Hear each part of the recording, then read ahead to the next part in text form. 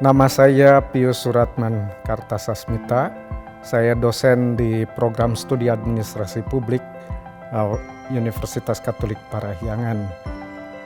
Bidang kajian yang saya geluti adalah organisasi publik, dan khususnya dari sejak tahun 1981 saya menggeluti research tentang desentralisasi dan community welfare atau kesejahteraan masyarakat. Jadi dua bidang ilmu digabungkan menjadi satu.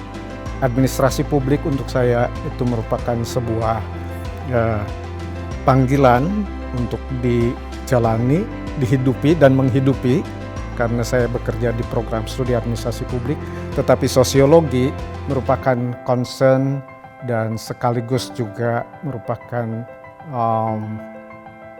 mungkin bidang keahlian di mana saya ditrain secara profesional sehingga mendapatkan gelar doktor di bidang sosiologi pembangunan. Mengapa saya tertarik pada bidang administrasi publik? Ini terinspirasi oleh seorang dosen yang saya masih sangat ingat, dosen Hukum Tata Usaha Negara, Profesor Dr. Sri Sumantri, yang juga pernah menjadi guru besar di Fakultas Hukum Unpar. Beliau menyampaikan pada saya tentang apa yang disampaikan oleh Woodrow Wilson tahun 1817 yang pernah menjadi Presiden Amerika Serikat juga. Quote atau kutipan yang beliau sampaikan di dalam kelas waktu itu dikatakan seperti ini: "It is getting harder to run a constitution rather than to frame one." Penjelasan beliau sangat mengesan untuk saya karena beliau mengatakan, saudara-saudara sekalian, bahwa merumuskan sebuah kebijakan itu tidak gampang, susah sekali. Tetapi jauh lebih sulit lagi untuk menjalankannya.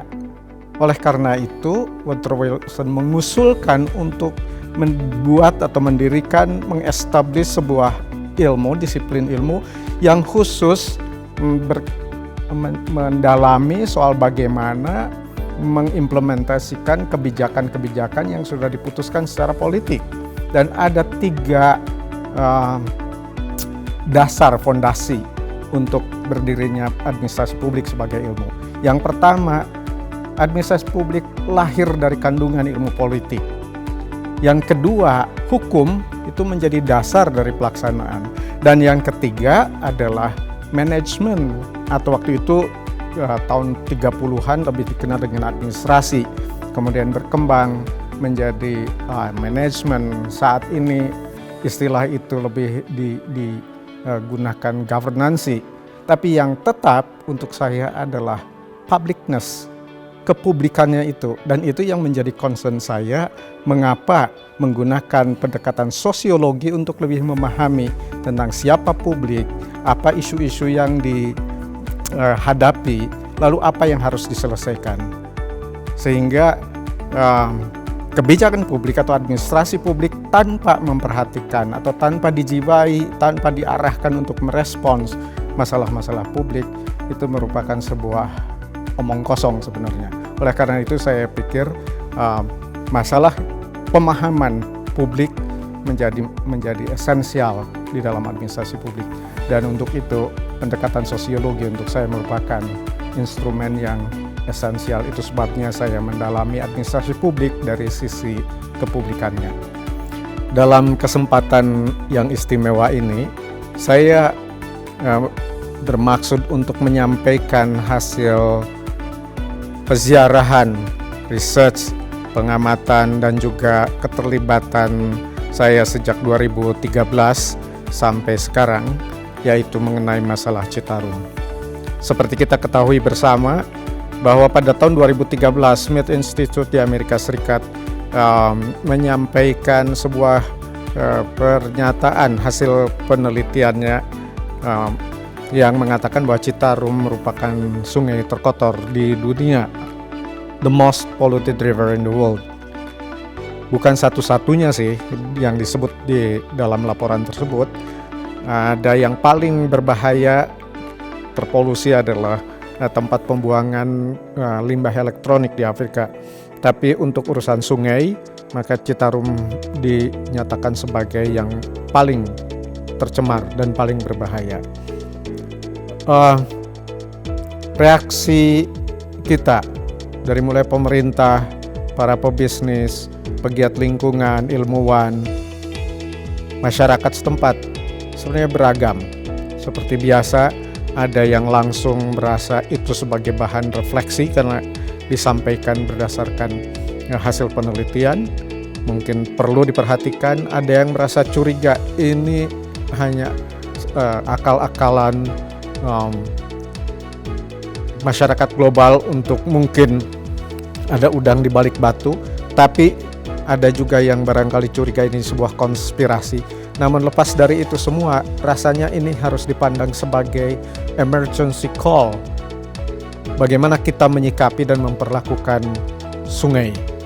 Nah, dari keterlibatan saya sejak 2013 sampai sekarang, saya harus mengatakan bahwa apa yang terjadi di Citarum betul-betul merupakan musibah yang harus mendapatkan perhatian yang amat serius.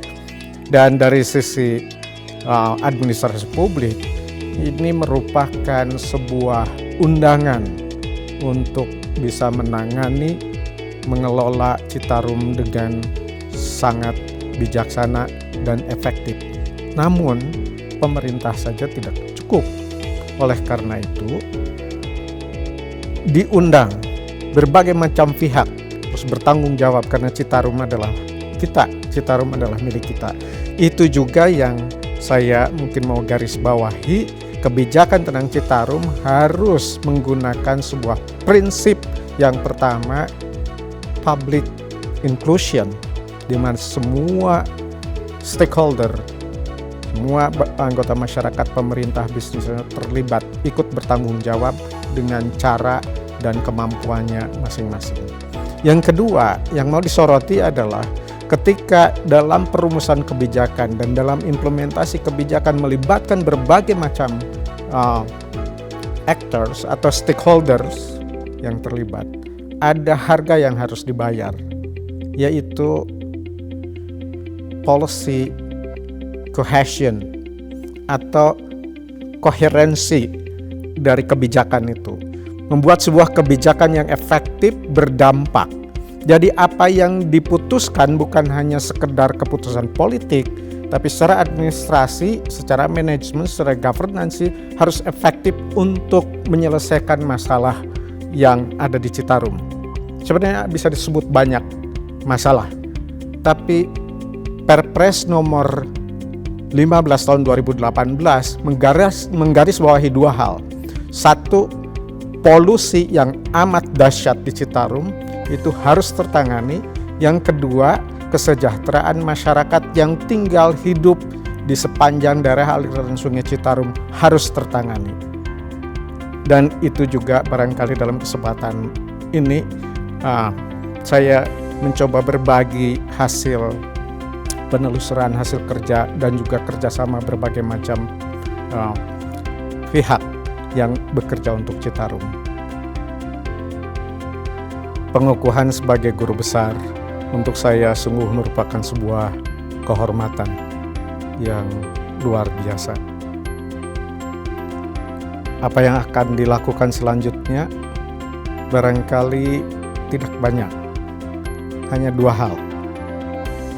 Hal yang pertama, menyediakan meluangkan lebih banyak waktu untuk melakukan refleksi tentang apa yang sudah dilakukan sejak 40 tahun yang lalu, baik di bidang pengajaran, pendidikan, research maupun dalam pengabdian masyarakat. Tidak semua yang sudah dikerjakan itu sempurna dan masih berguna. Oleh karena itu, membutuhkan waktu untuk melepaskan, to unlearn apa yang mungkin sudah tidak diperlukan lagi. Ini bukan sesuatu hal yang mudah, karena ketika mempelajarinya itu dilakukan dengan sungguh-sungguh sepenuh hati dan diyakini sebagai sebuah kebenaran.